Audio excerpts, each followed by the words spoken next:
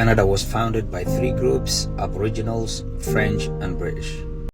Ma ogtahay in ka badan boqolkiiba 75 dadka Kanadiyaanka ah ay ka shaqeeyaan adeegga guud service industry sida bangiyada, waxbarashada, caafimaadka, gaadiidka, tafaariiqda iyo wixii la halmaala.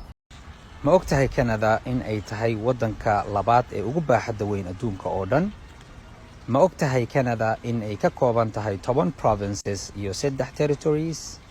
As many of you may know, Canada does not have a president. Canada has a prime minister. The prime minister of Canada is the head of the government. However, the prime minister is not the head of state of Canada.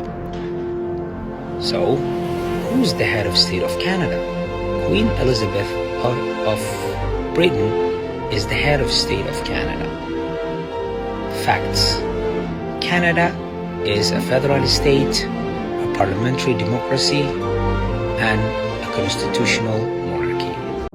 Marar badan dadka waxay isku qaldaan caasimadda gobolka Ontario iyo caasimadda dalka Canada. Haddaba, caasimadda gobolka Ontario waa Toronto, caasimadda dalka Canadana waa Ottawa. Waxaad sheegtaa magaalada ugu weyn dalka Canada iyo magacii la oran jiray. Magaalada ugu weyn dalka Canada waxaa la yiraahdaa Toronto, waxaana la oran jiray York. Ma ogtahay in gudniinka gabdhaha iyo guurka qasabka ah ay sharci darro ka yihiin wadanka Canada? Did you know that basketball was invented by a Canadian named James Naismith? Assalamu alaikum. Ma ogtahay in baasaboorka Canada uu ku jiro kaalinta 8aad markii la eego baasaboorada ugu awoodda badan adduunka? Macluumaadka ee inta dheer waxaan idinkula wadaagi doonaa channelkan. Fadlan la share garee asxaabtaada iyo qof kasta oo aad isleedahay wuu ka faa'iideysan karaa.